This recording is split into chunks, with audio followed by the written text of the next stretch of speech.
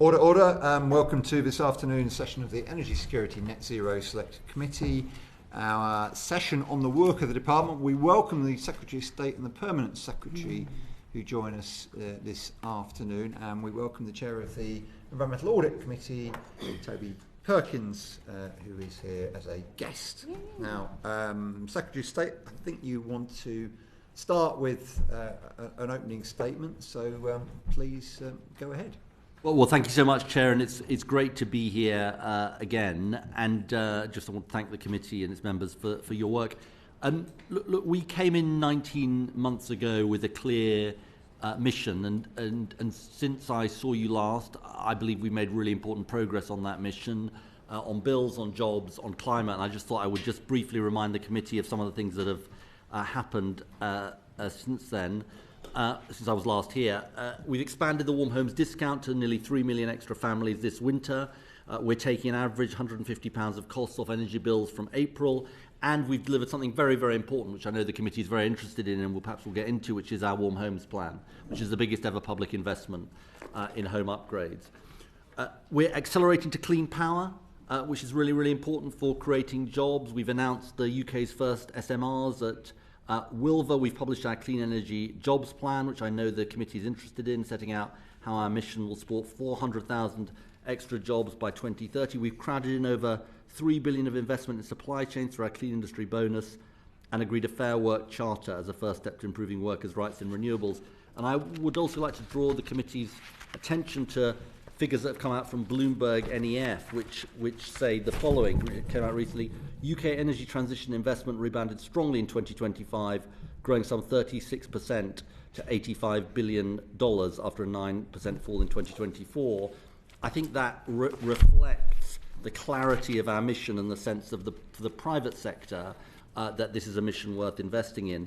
And then finally, we have used our domestic leadership to continue to work together on the international stage. And I do think this is important in the global context we face with very significant global headwinds on climate, that we saw at COP30, not the outcome we'd have all wanted necessarily, but we saw over 190 countries reaffirm their commitment to multilateral climate action, reaffirm their commitment to the Paris Agreement, reaffirm their commitment to 1.5 degrees. And, you know, if I can put the counterfactual for a second, after President Trump said he was withdrawing from Paris, some people said there'd be a domino effect of countries leaving. That hasn't happened. So look, I would conclude by saying, and I really want to thank all the civil servants in the department for this, that we came in with a clear mission. We're delivering on that mission. We don't intend to let up on the speed of that. We know we've got a really important job of delivery now, and I look forward to discussing it today. Right, well, thank you very much for that comprehensive analysis of the work of your department. You introduced the local power plan yesterday in the House and then at an event which a number of us attended. You said the public want us to be bold. I dare say you would say that what you've just set out is being bold. You said they want hope. My question, though, is do you think the public knows that you are being bold? Do they know the breadth of what you've just told us? I think inevitably I would want people to know more about our mission, and that is my job, the job of our ministers, and indeed the job of everyone who supports our mission. I had the pleasure of reading some of your committee's testimony in preparing for this event, and I was particularly interested in the testimony of Luke Trill from More in Common, because I think he's really one of the most expert observers on these questions, and I thought he made a number of very interesting points, which is, one, don't overestimate the backlash, that the public still thinks that renewables, clean energy is more likely to lower bills, give us energy security than fossil fuels, because people don't have short memories, because they're still affected by what happened when Russia invaded Ukraine and bills went through the roof. He said that what matters is meeting people where they are and showing them the material benefits of action, and how important that is. And he also made the point, which I think you're making, about our advocacy for this agenda. I'm in no way complacent about the siren voices that want to take us back, double down on fossil fuels, leave us more insecure, betray our kids' future, but I'm confident, and I'm confident we can beat them. Okay, and what do you think needs to change to ensure people have a good understanding of your agenda? I think it goes back to the word that I used earlier on, Chair, in my opening statement, which is delivery. And I think what's really, really exciting about the phase that we are now moving into is people are going to be seeing the benefits of our agenda. 2.7 million extra people this winter have got the warm home discount as a result of the decisions taken by this government. People right across the country will see £150 of costs taken off their energy bills this April. The warm homes plan is being rolled out. And then just to make it even more concrete than that, going to North Wales and seeing, and I went with the PM, the Prime Minister, and the Chancellor, First Minister of Wales, to see the young people at the local college there realising that after years and years of promises to the people of North Wales, we were making the biggest investment in North Wales for a generation, both through AI and in particular through our decision on SMRs. They saw their future. And so my job and the job of my ministers and, dare I say it, members of Parliament is to show those benefits at local levels. I think we win this place by place and show people. And by the way, there's so many things we're doing that, I may not mention all of them, but Great British Energy, something like 200 schools, 200 NHS sites, solar panels on the roofs, again, local benefit to people. Right.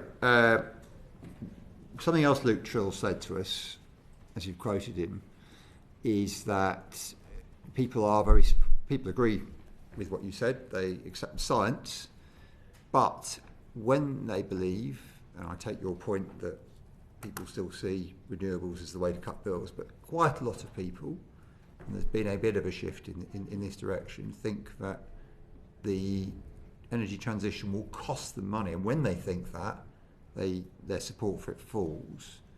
What is your responsibility for ensuring that doesn't happen? What is your intention over the coming months to address this through social media, through local campaigns? You and I debated this yesterday about solar farms, for example, and as you put it, dealing with the wacko conspiracy theories. How are you going to do this? What is your part? The biggest responsibility is to deliver, and that includes delivering lower bills. And that's why what the Chancellor did in the budget is so important. And I think it's really important to recognise the historic nature of what the Chancellor did, because people have talked for a long time about the costs of building the infrastructure that we need to build, and I'm going to say something about that. The Chancellor took a really, really brave decision, which is to transfer those costs, as well as closing down the eco scheme, which perhaps we'll get into, transfer 75% of those renewable obligation costs to public expenditure. And it's the right thing to do, and it's the fair thing to do. And so, look, we're determined to deliver. But look, but here is so it's about advocacy, and it's about explaining what we're doing, and it's also about people seeing the benefits of our decisions. And look, the big picture here is it's also about making the argument.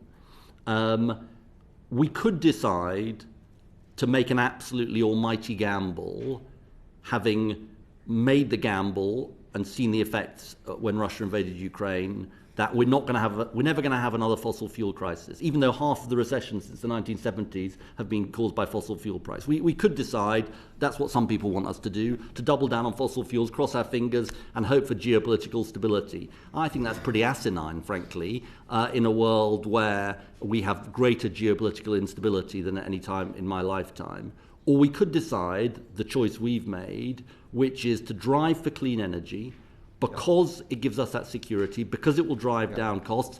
And then, let me just come to this point, Chair, because I think it is important, and then make sure that we convert those lower wholesale costs of clean energy into lower bills. And that's why the Chancellor's decision was important. Okay, £150 off bills which comes in April, £150 for 6 million people, which is a big increase with the Warm Homes discount. Is this going to be enough to convince people? No, we're going to need to do more. So what are you going to do? Well, we made a commitment which is up to £300 off bills by 2030, and that remains our commitment. Okay. How? And we're determined. How? When you've got always upward pressures of infrastructure. Well, that depends on the political and the policy choices we make between now and 2030. I think what the Chancellor did is a really important down payment and a really important measure. But I will also make this point, which is that the cost of living crisis is deep and long-standing, and therefore that's why I think it's a start. We made a recommendation, £160 that everybody pays towards the cost of servicing the consumer debt. Ofgem said it wasn't. They didn't agree with us. What's your view on that? Put that into public spending. Is that a good question I'm asking? Well, no, it was to write it off by getting the network companies to use their excess profits to pay for it. That was our recommendation. Look, tax matters are a matter for the Chancellor. I think your concern in your cost of energy report about the old regime for the previous Rio price period is actually correct, and it has been corrected for the coming price period. So, and I'm old enough and wise enough not to get into tax matters. But what I would say is, if your point is that the job of my department is to scrutinise bills in every regard to see how we can drive them down, that's absolutely what we're focused on. And Martin McCluskey, our Minister for Energy Consumers, is very, very focused on this, as am I. Thank you. We will move on to Vera Hophouse. Thank you. The local power plan, and may I come back to the exchange of questions yesterday in the chamber. What I said, first of all, of course, very, very welcome local power plan, community energy, a fantastic way of actually getting communities and people on board. But what is still missing is a clear definition of what community energy actually is. That is in some ways a good opportunity to now come in and say, what we think should also be included. And this is my thinking. It's not just about who owns the asset of a community energy project, but also the community that lives directly adjacent to that community energy installation. And should not the community who lives directly around an installation directly benefit from the energy that is created there? And that is what is still missing as a definition. Would that not be the ultimate aim? And in order to illustrate that, if you've got a community energy project in Bath, solar panels on the school, the energy goes first to the school, but then when the school is not using the energy, it goes straight into the grid rather than directly to the houses that live around them. And this is, I think, should ultimately be the aim of community energy, and that would also be the benefits that the community around, who might not own the asset, would ultimately see. Should that not be the ultimate aim of community energy? Well, look, I think this is a discussion we should continue to have. I mean, in a sense, I think the principle that you set out, which is when communities live near certainly large-scale energy infrastructure, they should see benefit from it, I agree with. That's community benefit in a broad sense. Specifically, the excitement for me of the local power plan is it's a shift in thinking, because it's a shift in thinking from simply large multinational companies who have a really important role in the energy system owning energy to local communities owning energy as well. I think part of what you're getting at is the definition of community energy, and we are determined to develop a definition of a community energy group and provide clarity for communities seeking to form community energy groups and prevent the misuse of the designation. And I'm sure my department will be very happy to have those discussions with you. Thank you. Just very quickly, could that also then include something like local supply licenses, the ideas around how can we get over the regulatory hurdles? All of those discussions are still out there. Is that correct? I completely agree with you. And look, I said in my statement yesterday that it was very, very important to look at these questions of not just the financial barriers that community energy groups face, not just the capacity barriers, but also the system barriers. And so absolutely that's one of the discussions that we're going to be having. And look, I hope that sometimes you do things in politics and you recognise that this is the start of a journey to a different place. And I feel like what we did yesterday with the local power plan is the start of a journey to just a very different conception about who owns energy in this country. And it's not the whole story in one document, but I think it is the start of a journey to a different place. Could we ask you? Yeah, sure. I mean, I think just to add to the comments from the Secretary of State there, clearly community energy schemes have a number of advantages. One of them is about getting that sort of buy-in and support for the projects that are on the ground there, and that's one of the things you can see coming through in those sorts of cases. I think that has to be balanced up actually with some of the practicalities of how you make schemes like that work in practice. So some of the questions you were asking about, I think, are the things that we should go away and consider, as the Secretary of State suggested, because actually making them work in a practical way for those local communities without excess complexity about how it all fits together, so in the way that benefits could be shared amongst local residents and things. You don't want to create a system that is so complex to solve a relatively small issue. So I think it's about getting the proportionality of that sorted out. Thank you. Toby Perkins. Thank you very much. Secretary of State, I recently sent you a written parliamentary question about the extent to which the Climate Change Committee's CV7 projections took into account the energy needs of data centres.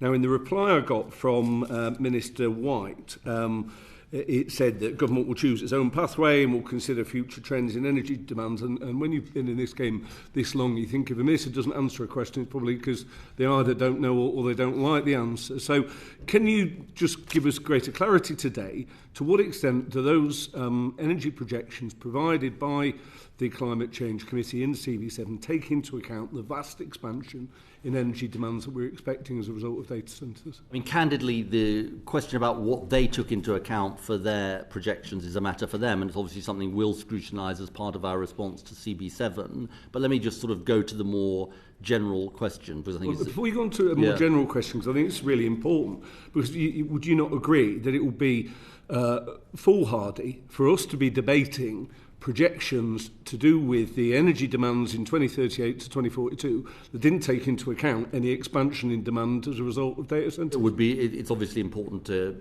take into account the impact of data centres. You don't know if they did? You'd have to ask them. Well, I asked you, and I'm assuming when I asked you that you would find out whether they had or not. Well, no, I don't know the answer, but I'm happy to find out. Okay. I mean, as I say, I've asked the written question to you. Your answer was unclear, so I imagined at that point you would have asked them, but I would be grateful to hear that. I mean, in terms of the cross-governmental work, have you fed into, and have there been discussions in government on the desirability and the impacts of data centres? It seems to me that we're all just accepting the data centres are coming, there's nothing we can do about it, without ever really thinking philosophically about whether we think that this is a good thing or whether it's something we should be attempting to attract to the UK. So have there been discussions of that sort? Yes, that's what I was going to say when I said sort of give you a more general answer. I'd say a couple of things to you. I think, first of all, that there is a lot of work going on with NESO, National Electricity System Operator, to make sure that in our future projections of electricity demand, we look at the demands on data centres, on the system. And that is something that NESO are actively involved in, including any implications for bills, which is obviously a crucial part of my job, for clean power and for demand overall, for the first point. Second point, I think we know that electricity demand is going to grow significantly, in part because of data centres, but also more broadly as we decarbonise. I mean, thirdly, I think it is an important part of the government's mission that recognising that the transition to AI is coming and that it's important for the UK because of the wider economic benefits that we get, not all the investment, obviously, but get significant investment in AI and data centres, but subject to making sure that the implications, not just for the data centres, but for jobs and bills and costs, are acceptable. And in a sense, my department has an important role in making sure that whatever we do on AI is consistent with that wider mission. Well, I think it's important that you said that because, I mean, your department, we know a lot about what you've already said in terms of energy policy, but you're also net zero, and so there's a lot of talking to other departments about the consequence of their decisions for net zero. When it comes to things like, for example, the aviation expansion that we're seeing, and the Climate Change Committee had suggested we needed demand management measures. The Department for Transport seemed reluctant to do that. To what extent do you think you're getting a hearing when you're speaking to colleagues about impacts of their policies on these commitments that you hold the pen for on net zero? Look, another thing that's happened since, certainly I think I came to this committee and in particular, is that we published our carbon budget and growth delivery plan.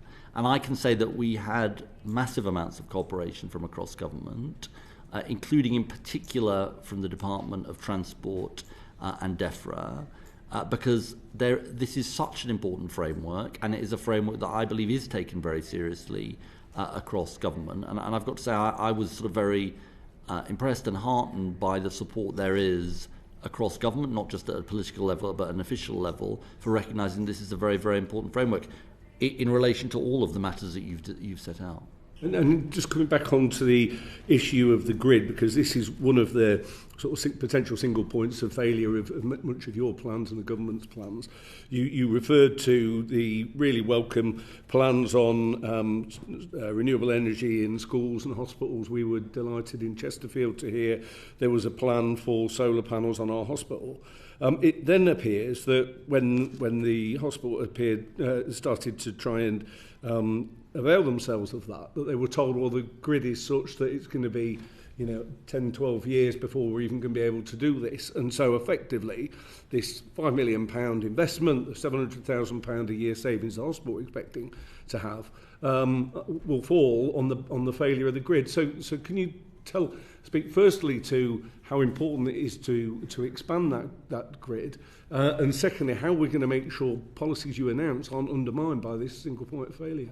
Really good point. I mean, we inherited obviously a massive backlog of investment in the grid over many, many years, I'm afraid, and that's why making the investments, including in Rio 3, the coming period, in the grid are so important, not least because of the question of so-called constraint costs that we face.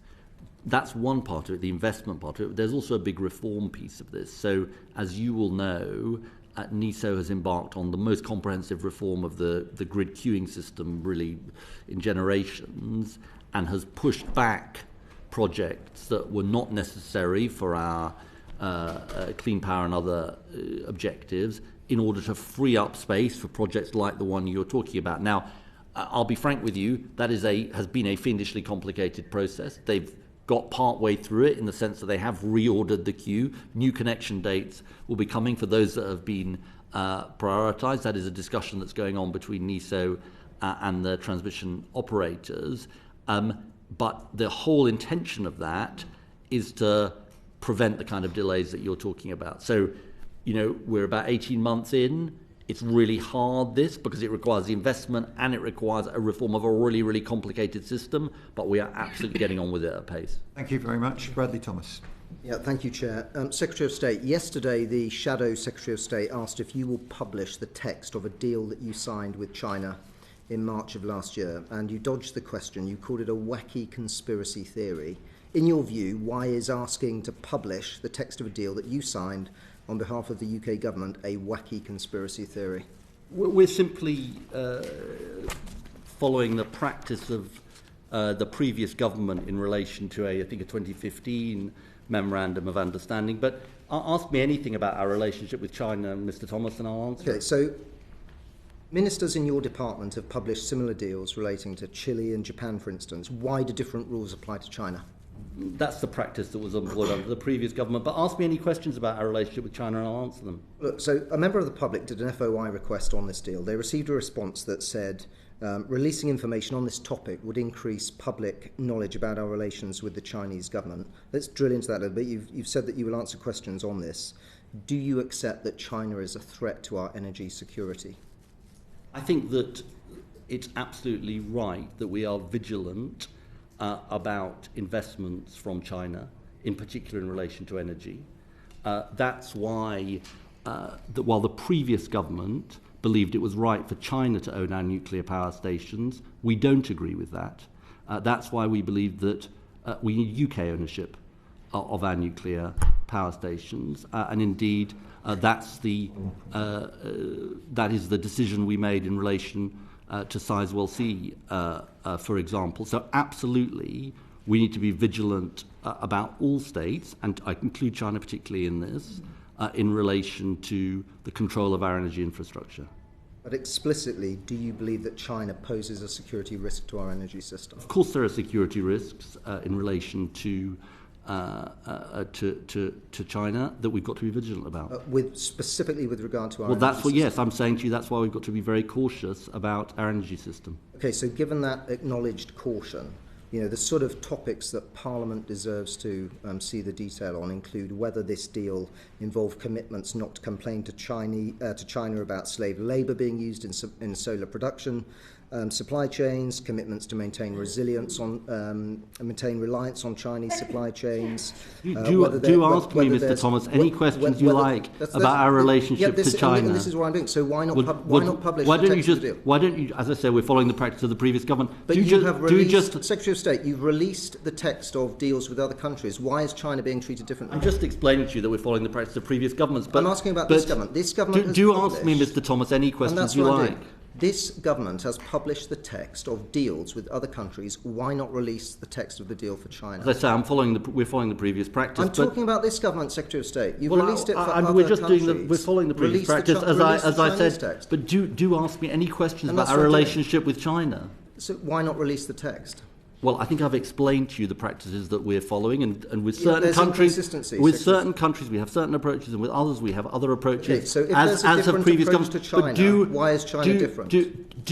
As I say, just ask me any questions you like on this. That's what I'm doing. This is the question I would like to ask. So why is China being treated differently? I've answered the question, Mr. Thomas. He's answered that quite a few times. I don't believe he has. He's made reference to the previous government. Whether you like the answer is another matter, but he has. This government has a very inconsistent approach, Chairman. They've released the text of deals with other countries, but not with China. There is a two-tier approach, quite evidently. So if the government is going to apply a uniform approach, why does the Secretary of State not release the text of this deal? We proceed on the basis of on a certain basis with some countries and a different and different basis with different countries, as has been the practice of previous governments. But honestly, ask me any questions about our relationship with China, and I'll answer them for you. And that's what I've been doing, but you haven't answered them, Secretary of State. Well, you obviously don't have any questions actually about the substance. What is your question on the substance, Mr. Thomas? Substantively, I would like to see the government release the text of this deal, as Parliament deserves to see. Now, the Secretary of State can chuckle and laugh and be evasive around the topic, but it's a serious issue. Do you have any more questions? I don't have any further questions. Okay, thank you. Melanie on.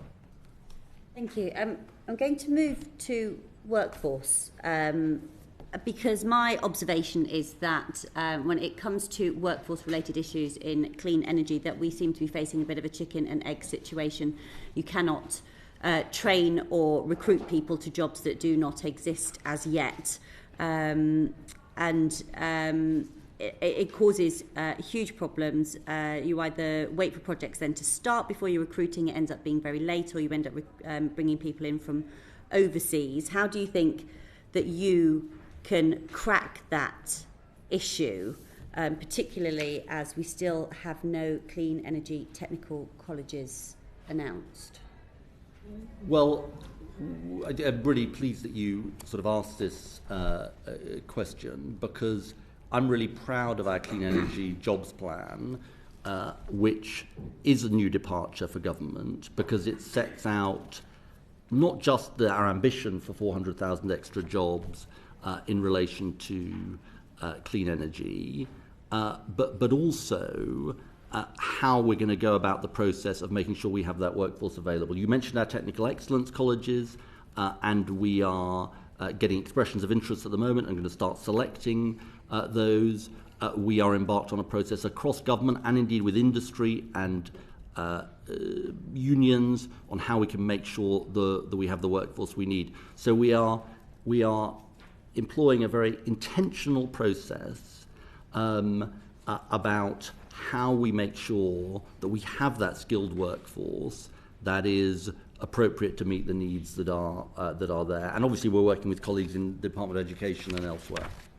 And applications for expressions of interest on the technical colleges closes on Monday next week, and there is an expectation that they'll be established from April this year. Is that remotely realistic? Well, we're going to move as soon as we can on these questions. I can get back to you on the precise. That's on the government website. I can get back to you on the precise timetable. But we're moving as soon as we can. And the government has told us that the majority of clean energy workforce needed in the UK, they're already in employment, so they're already comfortably in their jobs and they're working. And can you explain why they would move to clean energy roles, particularly if the roles are less well remunerated than their current jobs? Well, actually, look, overall, it's the case that clean energy jobs, I think, have about a 20% premium compared to jobs across the economy as a whole. These are, good jobs, and part of our insistence as a government is that they need to be jobs that are properly remunerated with good workers' rights. I think we can attract workers into this area.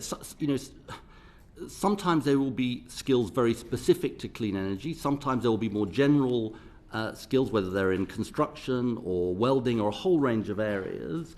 Some of them also, it's worth saying, will be jobs from other industries like oil and gas, for example. And part of the North Sea Future Plan, I think this is why what we're doing in the Clean Energy Jobs Plan is so important, is making sure that there can be a transition of oil and gas workers who move to other industries, including to clean energy. And we do that in two ways, which is one, the North Sea Job Service, which is matching the workers who might be leaving oil and gas into clean energy.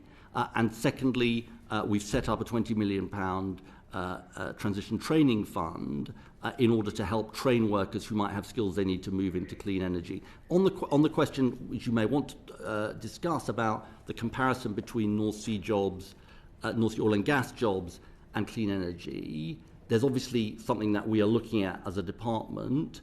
There's advantages to clean energy jobs because they can require less time away from home, for example, and various things, but those are also issues we're looking at. And you just mentioned there some of the methods by which you're hoping to move and transition people who are already in the energy sector, and part of that is the energy skills passport. Do you think that the word passport is quite misleading? Because you think that you get the passport and that just automatically gives you an opportunity to move into other roles. That actually isn't the case. It appears to just be a portal that does some skills matching, and that people will still need training, presumably from the fund that you've talked about. We'll have to arrange that, particularly for offshore oil and gas workers if they want to move into offshore wind, if they don't have their GWO. Well, this is something that the North Sea Future Board will definitely be looking at. And just for the sake of clarity, that's a board that's been set up with all sides of industry and government to look at how we make sure, and this is the big picture, how we have a fair transition in relation to our North Sea oil and gas communities. And I very much take your point, which is the passport was talked about for a number of years. We kind of took it out of being rather stuck and have moved it forward, but I accept there is further to go, because you want the real meaning of the passport to be let's do what it actually says. To do what it says on the tin. And in a sense, we inherited that label, and I agree with you. A real passport involves as seamless as possible a transition without the cost necessarily falling on the individual of moving from one industry to another. Thank you. I've got a couple of minutes left, 1 minute left, and I just want to move then to refineries, which you probably won't be surprised about. And I wonder, do you recognise the competitive disadvantage that refineries in the UK face, and are you doing anything about that? Yes, we recognise, look, that the situation facing refineries is really challenging, and we're shortly going to be launching our Future of Fuels Call for Evidence, which is the first time, I think, in decades that there's been a proper look at the role of the refinery sector, and it's something that I've taken a personal interest in, and I know obviously you have a personal interest in because of what's happened at Prax. Let me say a couple of things. I think, first of all, we want to accelerate the work to get refineries into the CBAM, because that is the way in which we can help to protect their competitiveness, and that is something that we are working on with the Treasury. We need to look at some of the ways that the costs of refineries are covered.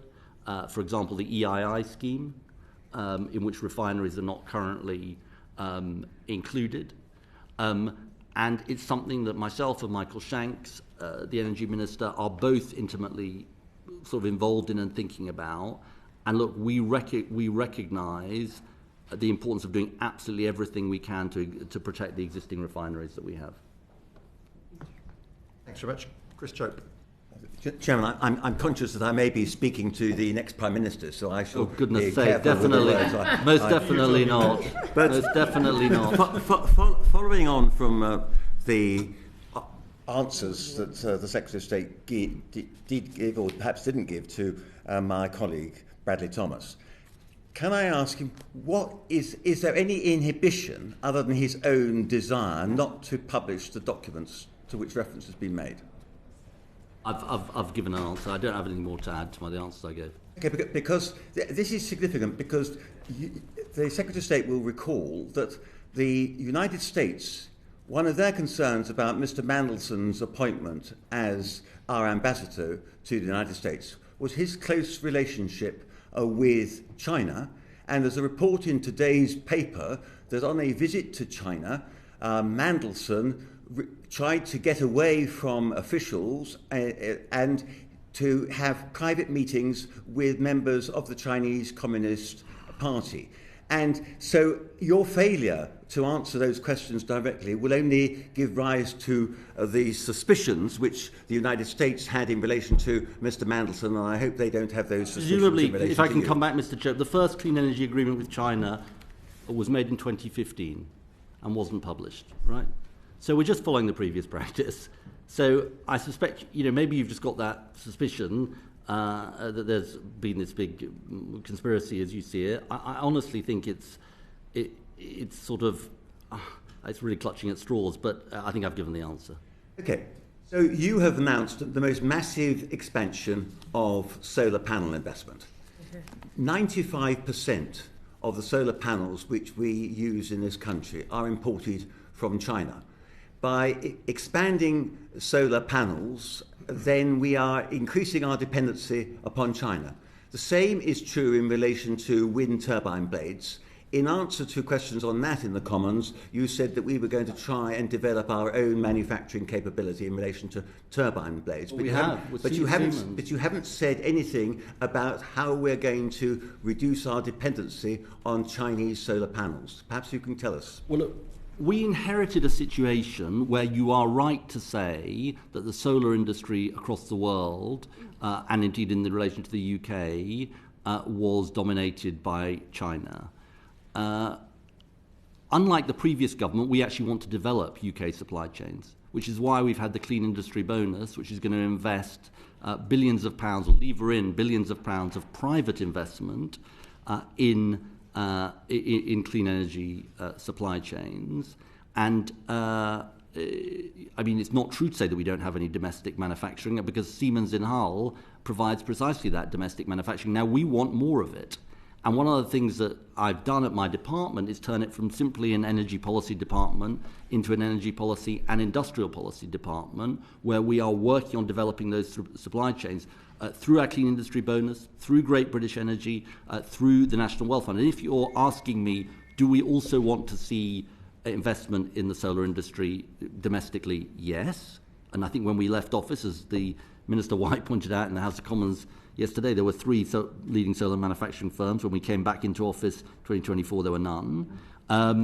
But also, we do want to build up our domestic industry in other areas so that we diversify our supply chains. Okay. So why, when you made your announcement yesterday allowing all these extra solar farms, why did you not put in a requirement that those solar farms should be built using British-built solar panels rather than imported? Because we don't have the industry. Because of the failure of your government. But wouldn't, if you announced that as an industrial policy, then that would help generate the industry that's necessary? Because at the moment, a solar panel from China is about a fifth or a third of the price of one which is produced in our own country. Well, Mr. Chope, Sir Christopher, I beg your pardon.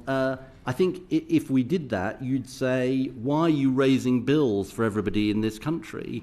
We saw record solar installation last year. That is helping to cut bills for families across Britain. We're in a cost of living crisis, and I think it's incredibly important that we do everything we can to cut bills for families. And I actually think, rooftop solar is one of the most kind of untapped things in the UK. Only 1 in 20 households approximately have rooftop solar. I think we need a lot more of it. I also think we need to find ways of diversifying our supply chain, but I'll be honest with you, it's going to take time because of the inheritance that we've had, because I'm afraid the last government was completely asleep at the wheel. So whether it's in solar or potentially more fruitfully in other industries where there isn't the same dominance, we need to develop that potential. But the costs of subsidising solar and wind and other renewables is being borne by the consumer. And you made a big thing about reducing bills by £150. But after that announcement was made, Ofgem said that bills would increase by £108 by 2031 just because of the need to invest extra in transmission. So far from the bills coming down by £150, they're going to be coming down next to nothing by 2030 compared with your pledge to the electorate prior to the last general election of reducing bills by £300. Your question faces in so many different directions at once, Sir Christopher. I say with the greatest of respect that it's hard to follow. You're both saying that the cost of solar is too low, that it's too high, that it's going to lower bills, that it's going to raise bills. You'll have to clarify your question. What I'm saying is that you're putting subsidies into solar, you're putting subsidies into wind, you're putting subsidies into requiring... You're really wrong about that. Increasing almost to a total dependency upon electricity rather than utilising our gas resources. And this brings me to my final question. Is that I just want to interject on... You did ask a question, so let me answer it just for the sake of clarity. In the results of AR7 that we published yesterday, with solar at £65 per megawatt hour, that is by far the cheapest technology available.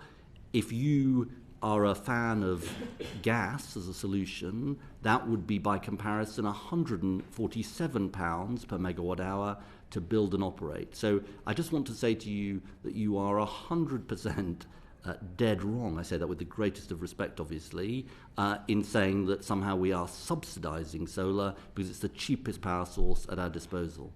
Well, I mean, the sun hasn't shone for the last month, so that's by the by. But can I say the NESO statistics... Even when the sun is shining, I'm not going to blame you for that, okay? NESO statistics... Christopher, this is your last question. It is my last question. There is a headline, not blamed for sun not shining. That's extremely generous. Yeah, okay. But according to NESO statistics, by 2030, under the Clean Power Plan, the United Kingdom's gas import dependency will still be 70%. What is the government's gas supply plan out to 2050? Where is the gas going to be coming from, and why aren't we getting it from our own North Sea? The North Sea is going to continue to play a role for decades to come, which is why we had 2 manifesto commitments, which was not to issue new licenses to explore new fields, that's environmental leadership, but also to keep existing oil and gas fields open for their lifetime. So it will continue to play a role. But as you will know, Sir Christopher, the North Sea is a declining basin. Now, the NESO report on this, their report on security of supply, is very, very interesting, because what it does is it makes the absolute case for why decarbonisation is essential for energy security.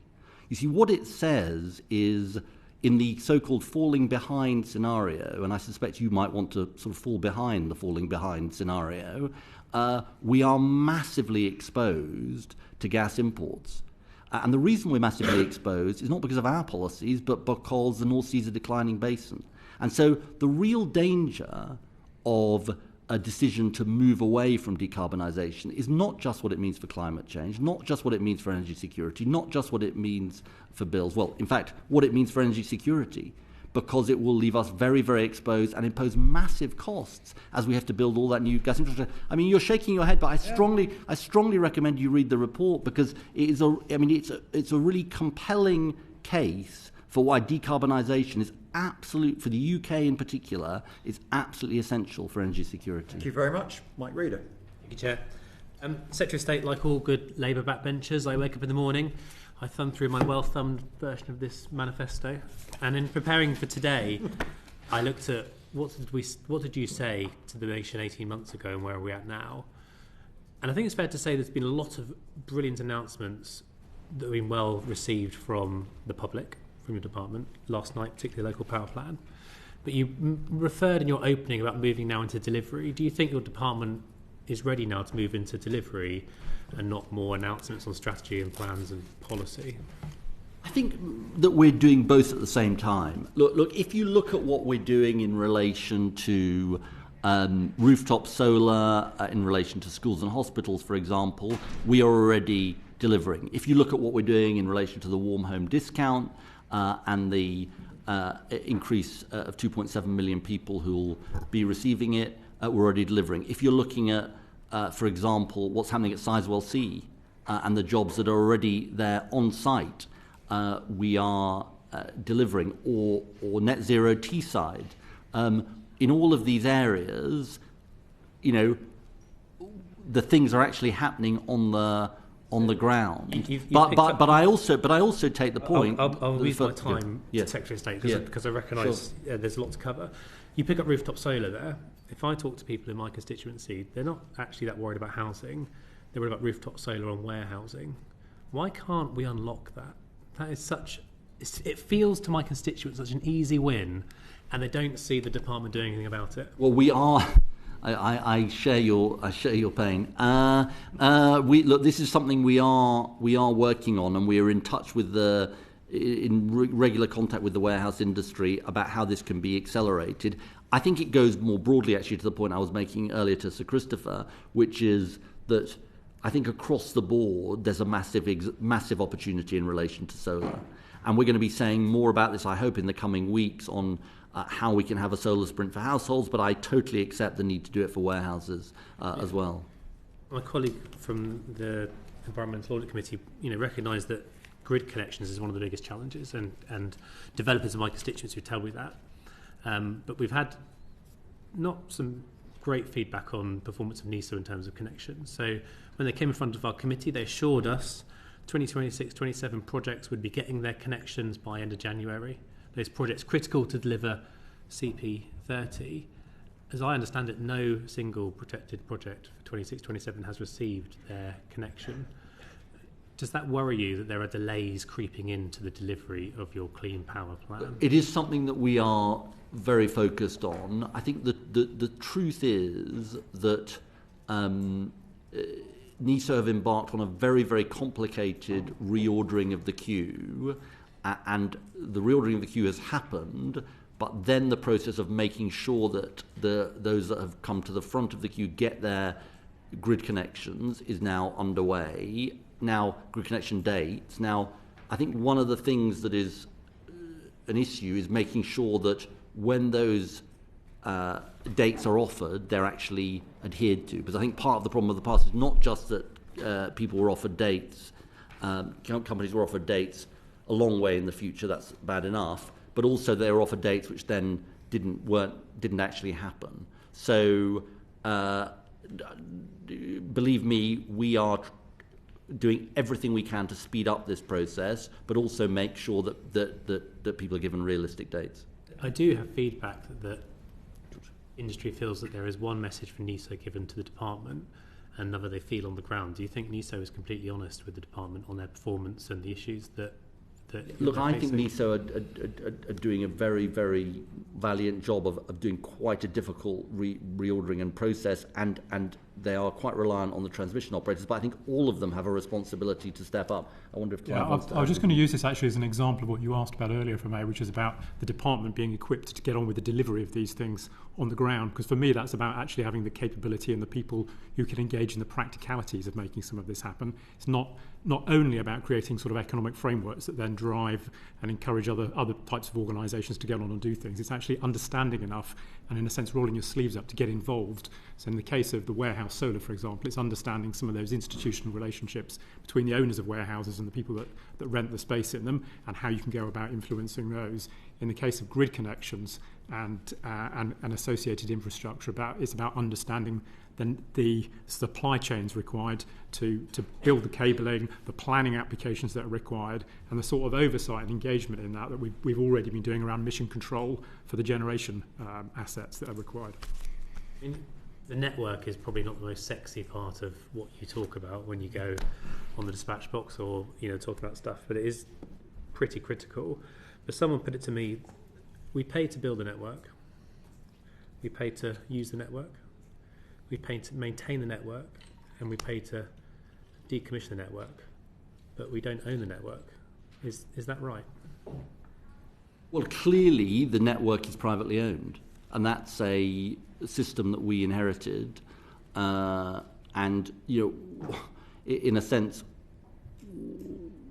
given the demands of the climate crisis, given the demands of energy security, given the demands of getting on with the process of getting down the constraint costs and connecting companies, I think the most realistic thing to do is to work with the system that we have. Now, what does that demand? That demands leadership from my department. It requires strong regulation, and it requires a much more, and I've said this already, but I think it's bears repeating, a much more intentional process of making sure that you connect the right people at the right times. And we are embarked absolutely on that process. Is it challenging? Of course it is, but look, one of the great things about our Mission Control 2030 is it's looking at all of the network infrastructure we need for 2030 clean power, and in a granular way, looking at how do we speed this up, how do we make sure it can deliver on time to keep the constraint costs down. And my final question, I raise this with the Chamber, as well as the focus on generation, we need focus on storage. Again, perhaps not the most sexy part of the department's role, but perhaps the feedback I've had is they don't feel there's the same emphasis on storage and from the department as there is on the big announcements at IL7, etc., on generation. And even things like stack being set up actually are quite narrow in their field of view on new technologies. Do you think your department is doing enough to look at alternative storage solutions and the storage we need to deal with the large volumes that we're going to be creating in terms of the future energy system? Well, look, it's certainly a big part of our plans, and I actually think what is happening on long-duration storage and what Ofgem are doing on their long-duration storage process and awarding long-duration storage, battery technology, also the role of flexibility, consumer-led flexibility. I think all of these things are an absolutely integral part of the future system, and in a sense, the reason why I think you are right to emphasise storage is we know that if we can find ways to make sure that storage happens in the right places and in the right way, we're going to have we have a vision of clean energy abundance, frankly. Thank you. One very quick question, because okay. Claire. Yeah. Secretary of State, when you were last before us, I raised concerns about the department's approach to alternative clean power technologies, and you told us about establishing stack, which has just been mentioned. Can you tell us what it's done in the last 6 months? Look, it looks at a range. STAC is the Scientific and Technology Committee that looks at a range of issues and provides advice to me on a range of questions. Some of those are confidential matters, as you will know and as you will understand. But I just want to sort of go to say this sort of more broadly to you, because I appreciate the point about alternative technologies. Since we last met, we've appointed Lord Whitehead, who comes with a real background in this area. He's been given the task to drive forward our work on alternative technologies, whether that's tidal or geothermal or all of the other technologies that could be at our disposal, because I recognise that in the way of these things, inevitably the department is likely to have a focus on the more mature technologies, and so he's recently appointed to post. But I sort of want to put on record my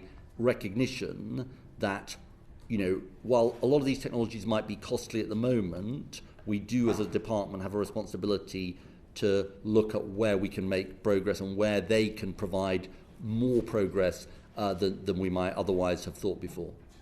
So would you say that the work of either Stack or Lord Whitehead, for that matter, has changed your view on how much of a contribution those technologies can make, and on what timescale? I would say that, look, at this stage, I would emphasise to you what I probably emphasised to you last time, which is I'm open-minded about these things, and that's the work that Lord Whitehead is now undertaking, bringing to bear his considerable expertise in those matters. I mean, in the recent AR7 auction, we saw, I think it's 4 tidal stream projects awarded. Now, I know in some ways the industry was disappointed about the scale of the budget, but we do have significant amounts of, relatively significant amounts of tidal due to be deployed by now by 2029. And, I suppose my basic position on this is I'm open-minded on the 130 megawatts. I'm open-minded on these questions. If they can meet the cost test, these technologies, then I'm open to driving them forward. Okay. I think there's certainly a lot of frustration in the geothermal industry that in this country we're not taking advantage as much, despite the fact geologically we could do. I mean, look, I want to put this very sort of gently, but lots of people come and tell me all the time, and I'm not talking about the geothermal industry particularly because I think it can play a role, all the time, that if only I listen to their solution, we could have sort of free energy coming out of our ears. And, yes, and then they will often say, yes, but yes, it is incredibly costly now, but don't worry, the costs are going to come down dramatically if only you give us a lot of support now, and then it will be deployable. Now, I don't say that pejoratively because I think all of these ideas are important, and I think I'm acknowledging what I say about Lord Whitehead's role, that we need as a department to do more to be open-minded about these possibilities. And on the question of technologies, you mentioned Wilver earlier. And with so few sites suitable for gigawatt scale nuclear, why did the government decide to host the first SMRs there?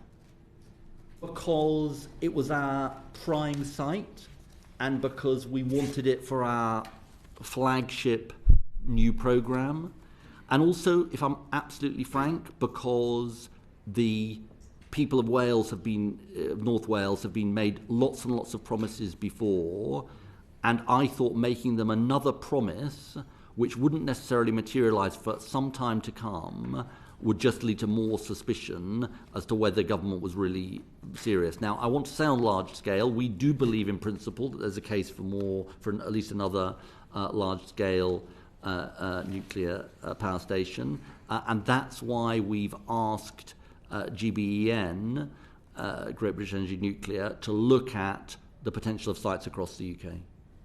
But there were, I think the question is there are other sites which are probably only suitable for SMRs or possibly AMRs, depending on which technology. And so, I mean, obviously I'm only concerned, my constituency's got Oldbury in it, for example. And I've had lots of representations from the industry that they had expected gigawatt at Wilver. I know, and look, I understand that people will be disappointed in relation to Oldbury. What I would say was that on the analysis I was presented, Wilver was a better site for the SMRs than Oldbury, with a scope for a bigger fleet. But I really want to emphasise this point, which is Oldbury is a really good site. And what's quite exciting, you'll have noticed that we published our alternative routes to market recently. And, we've got lots of companies coinciding with President Trump's state visit. We've got lots of companies from the US working with UK companies on these other routes to market, and Oldbury is an absolutely prime site for that. So I'd be very encouraging and positive about Oldbury. And will Stack be involved in that work? I mean, Stack can be involved in work where we see that there's a need. I mean, look, GBEN has got a lot of expertise on this. Stack I see more as in relation to sort of technology questions which are kind of need more of a kind of new perspective, if you like. But as to the question of Oldbury, I think we know it's got huge potential. Thank you. Lizzie Collins. Thanks, Chair. I want to hopefully fit in both nuclear and the Warm Homes Plan and eco. So try and be quick. On nuclear, I want to talk about the semi-urban population density criteria, which says where you can site nuclear power. Now, the Fingleton review recommended that this criteria be changed because it was based on out-of-date assumptions, old technology, as well as the fact that it was formulated without decades of safety data that we now have. Now, in Heysham, we've got Heysham 1 and 2 nuclear power stations just down the road from my house. But under the semi-urban population density criteria, you couldn't put an SMR there now, which feels a bit silly when we've got 2 operational nuclear power stations there. And from what I've seen, this criteria restricts private investment that you talked about before, Secretary of State, and conflicts with the aim of decarbonising industry. So, with the Fingleton reviews, there's a risk to me also that you will choose to implement these recommendations alongside the developments at Wilver and the programme of GBEN, but that will miss out the semi-urban population density criteria. So, first of all, when will the semi-urban population density criteria be reviewed, and will it be done with an eye to the whole market, not just GBEN projects? Very specific question, very legitimate question. So let me just say something about Fingleton. It's a really, really important review looking at how we can speed up nuclear build, and I'm really grateful to John Fingleton for his work. We've said we'll have a comprehensive response to Fingleton by the end of February, that we support its recommendations, and that we'll be providing a detailed response about how we plan to take it forward. I think I don't want to sort of be disappointing, but I think it's better if I take that away, away your very specific point and incorporate it as we think about our response, because we're obviously engaged in a cross-government work on the response to Fingleton. But let me take that away and respond to it, because I think you make a very important and acute point. And I think that might have been part of the point, Secretary of State, that I want to emphasise the importance of dealing with that very detailed but very important point, because of the impact on those alternative routes to market and that private investment in nuclear. So moving on to the Warm Homes Plan and retrofit. So some analysis of the Warm Homes Plan says that it's moving away from a fabric first approach and focusing on clean energy in terms of solar, batteries and heat pumps. So my first question is, was that a deliberate policy choice? Did you say, right, we're getting to 2030, we need to focus on clean energy above, say, energy efficiency, insulation? And bearing in mind some of the terrible things that have happened to people in previous retrofit schemes where, homes have been damaged, did that have an impact on that decision? And also, what has been raised with me about the end of the eco scheme has been concerns that it could see job losses in the short term in retrofit, uncertainty for the supply chain, and we've had years of bits and bats of green energy projects and not being done properly. So are you concerned that the end of eco will damage supply chains and create job losses? Let me deal with the two questions. On the first, I think my test is, how do we do as much as we can to cut bills for people, because of the scale of the cost of living crisis? And I think fabric has got a really, really important role.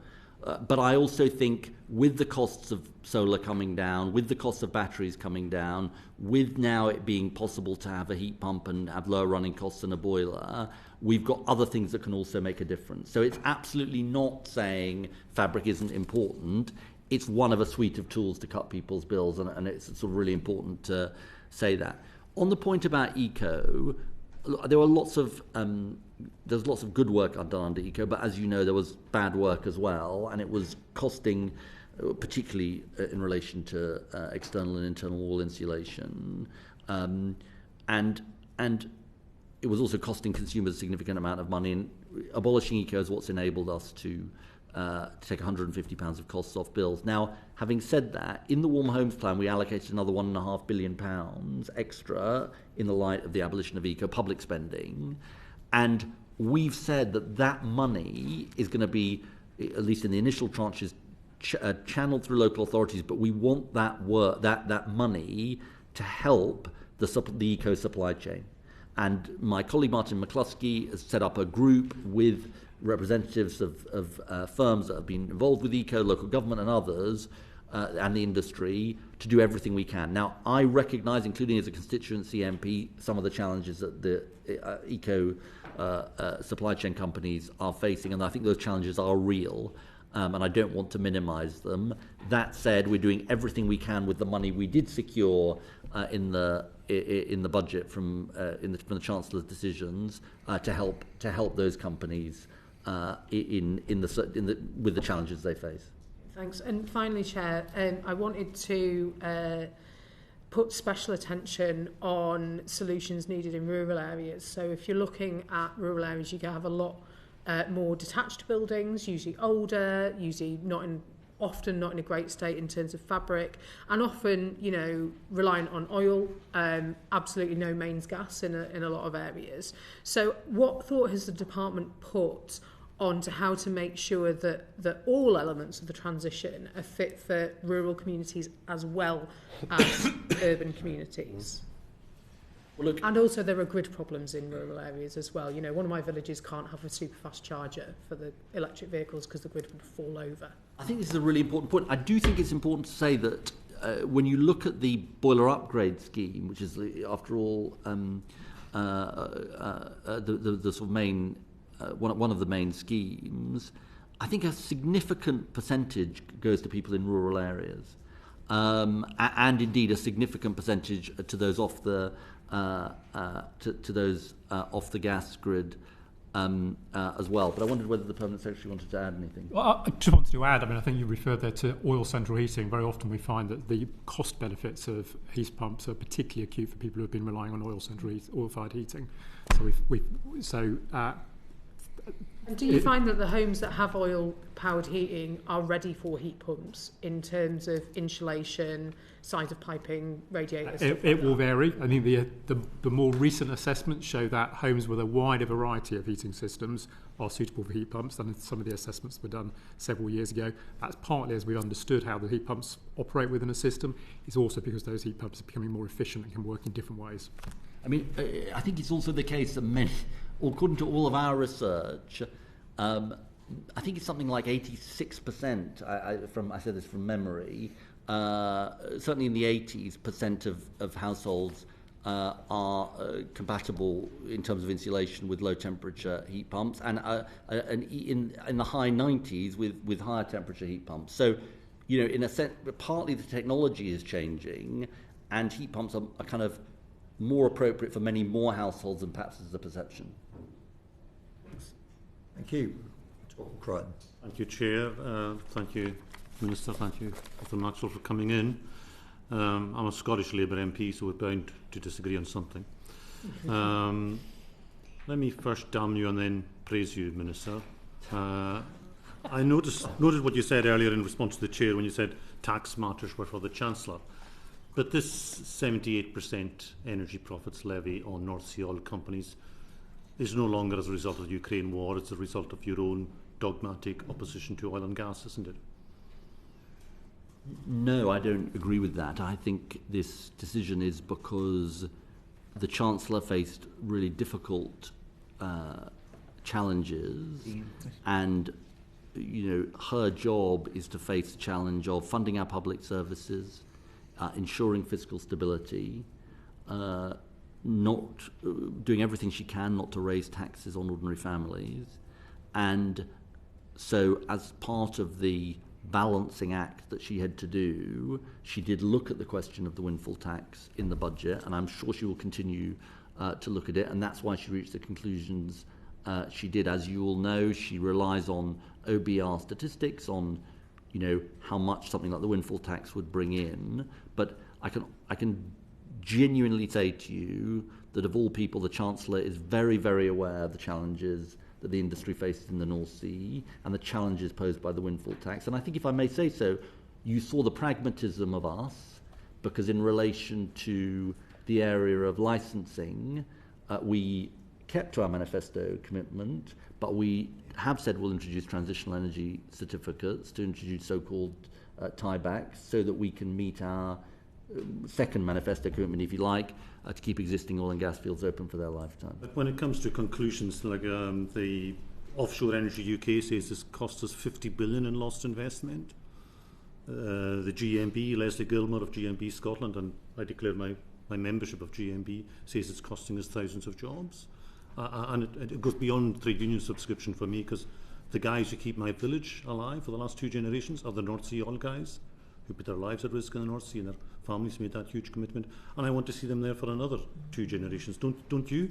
Yes, and I don't underestimate the challenges that the sector faces from the windfall tax. And I don't want to minimise them, and I don't think the Chancellor would either. All I can say to you is I know from my conversations with the Chancellor that she is fully aware of some of the challenges the sector faces. Now, there are generous investment allowances as part of this, but that said, and obviously I've talked to the industry a lot about this, I recognise the issues that they're raising. Okay, and when, in response to some of Melanie's questions, you talked about this 20% premium on renewable jobs. But the truth is that a solar farm engineer will earn a third or a half less than a North Sea engineer. Shouldn't the Clean Energy Jobs Plan just come clean and say, yes, there will be jobs in renewables, but they won't be earning the same amount as money they did in the North Sea? Well, look, North Sea oil and gas jobs are rightly highly paid jobs. I think my job is to do everything we can to raise the level of wages, raise the terms and conditions of the renewable sector jobs.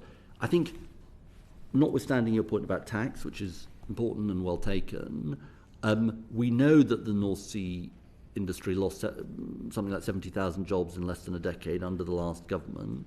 So we know we need to plan for this future. And we know clean energy offers a huge opportunity for that future.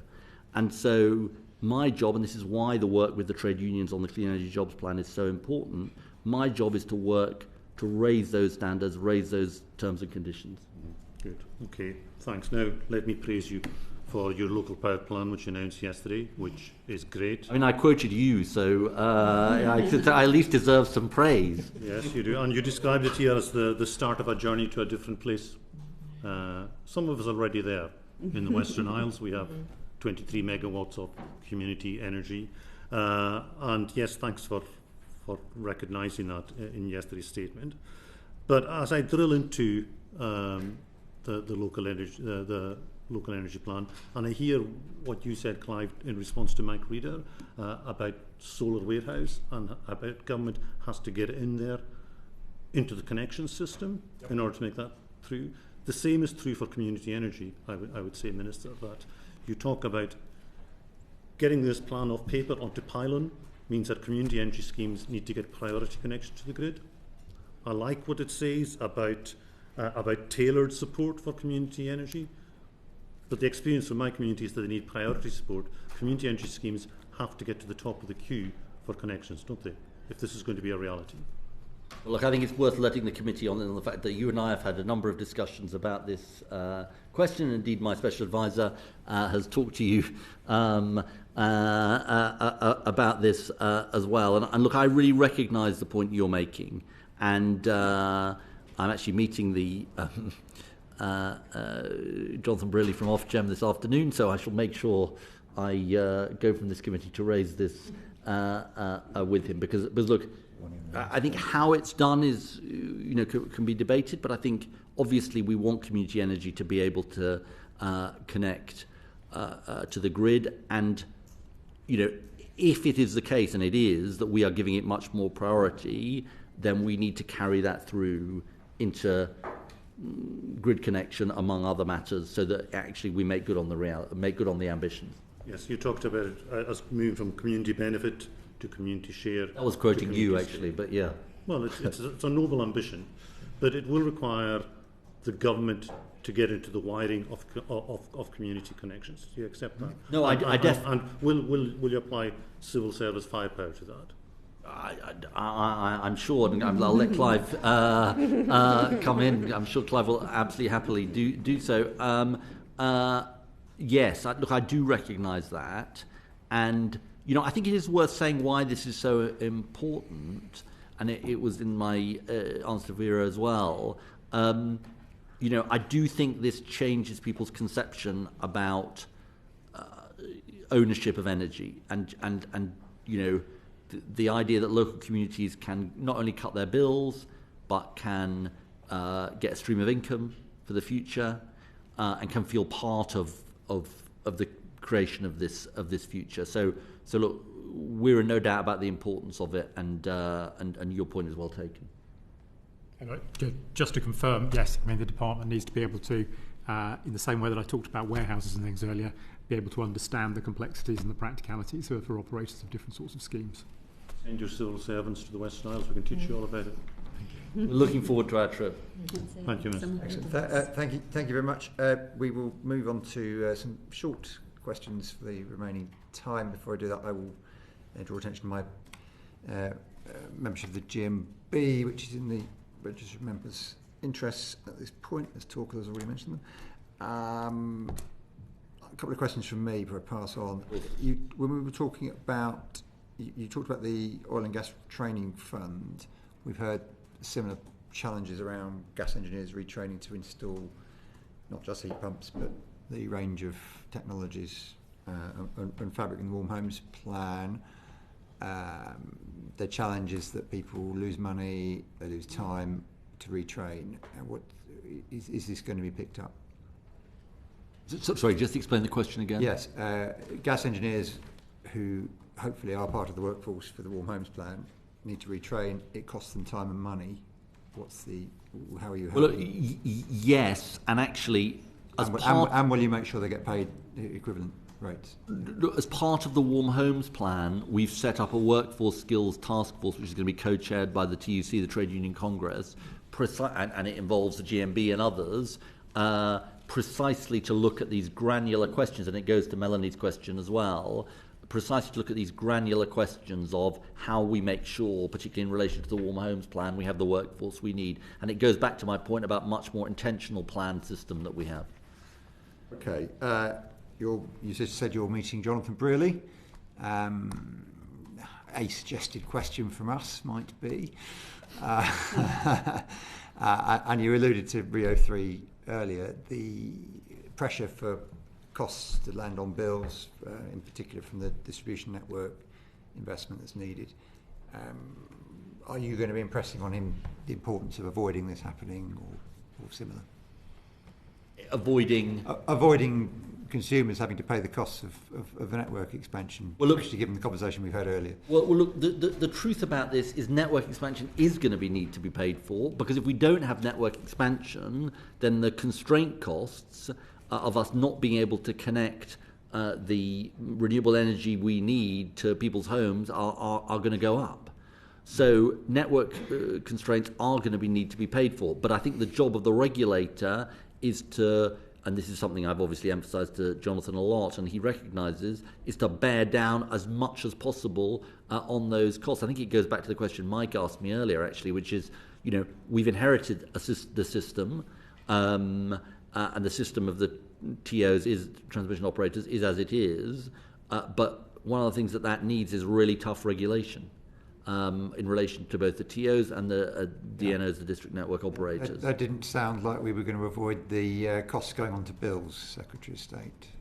Well, we always look at the balance, Chair, between the costs of building the network in terms of where they fall, but I think part of my job is to just be candid with you that do we need, have we inherited a massive backlog of failing to build the network we need? Yes. Now, we could decide to build a whole new fleet of gas-fired power stations, but that would also have costs. Chris O'Shea was saying this yesterday. We've got to, we know electricity demand is going to go up.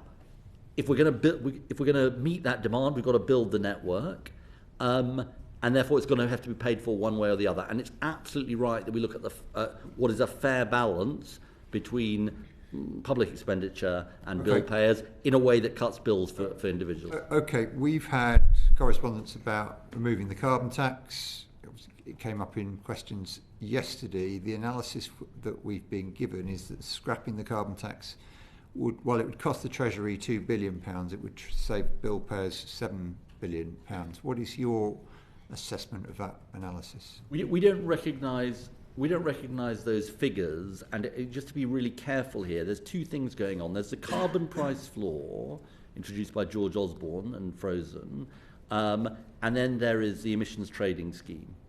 Now look, the emissions trading scheme is something that has been used by governments of both parties. It's been in place for a very, very long time to help decarbonise our energy system, and it's actually done a really, really important job of helping to decarbonise our energy system. Now, people can come along and say, well, let's abolish it, but of course they know that that's just nonsense. And the reason it's nonsense is because we've got the European Union bringing in a CBAM, a carbon border adjustment mechanism. So all it would mean is that any UK exporter would have to pay the carbon price to Europe rather than to the UK exchequer. That's why manufacturing industry almost universally have said, actually, we want to see linking with the EU emissions trading scheme, the negotiations we're embarked upon, because we think this is better for us. So I just think we need a bit of, it's all very well for oppositions to be oppositions, but, we just need a bit of realism in this debate about how this system works. I have exploited my position as chair, but Mike Reader. Thank you, Chair. Secretary of State, I just want to pick up on a couple of things you said, and you've used some very careful wording around matters related to the department that ultimately the decision comes from Treasury. So you talked about the Chancellor's decision on Windmill in response to Torquil. You also, when you talked about the £150 off energy bills, you said that was the Chancellor's choice. Did that idea come from your department, or is it purely a Treasury mechanism? But both together. Look, there's no. I just want to be clear about this. There's absolute universal agreement on this. The cost of living crisis is the biggest issue families face. We made our commitments to cut bills deliberately because we recognise that, and we're determined to do it. And the reason that I was actually saying, I was highlighting the role of the Chancellor in this because I think she took a really, really important set of decisions, and it was a sort of set of decisions that lots of people in the past had shrunk from, and indeed lots of people would always say to me, oh, well, it would be great if the Treasury would agree to move some of the costs from bill payers to public expenditure, but of course it won't happen, they said, and it is happening, and it's the Chancellor's decision, and it's one I fully support. So we had this in the previous session. A friend put it to me, you're doing exactly what the opposition said that you should do. You're cutting the green crap, you're cutting levies and putting it to cut people's bills. Now, that's an interesting way of putting £150, but do you see that could be the argument that's made, that you're essentially cutting levies to reduce people's bills? A couple of things. The current opposition is saying we should just get rid of the renewables obligation and shouldn't put it on public expenditure, which is, of course, an absurd position because you'd just be tearing up a whole set of contracts and no one would ever invest in the UK ever again, even if it was legally possible, which it isn't. What I think we've done is we've actually, the Chancellor has sort of found a way to say, well, actually, look, what is a fair way of balancing these costs between the taxpayer and the bill payer? And she's made a big shift. And look, nobody's actually done that before, and I think she deserves massive commendation for having done it. Melanie. Where is the promised hydrogen strategy? It's coming. It's a subject of discussions within government and within my department. We recognise the importance of this, including to the industry, and you know, I know, you know, the industry will be feeling a degree of frustration about it. We have had projects under HAR1 like Hyman and Power that are expected to begin commercial operations in 2026, but I know we've got a lot more to do, and we're going to get it out as soon as we can. You risk losing investment if we don't get it underway. So, I mean, is this like a month, a quarter, 6 months? I'm not going to sort of autumn, pluck a timetable Christmas. out of the air. We want to get it out as soon as. It's not out of the air. I mean, it's Sure. under your We want to. control. I know, but I think my experience of government is you know, if you set a timetable, you've got to meet it. So Isn't that what we want to do? Exactly. That's why I don't want to pluck a month out of the air. I recognise the urgency of this. Yeah. Thank you. When the Climate and Nature Bill was introduced, you seem to appreciate that the two are intertwined. Are you concerned that the government has lost sight of the nature half of that?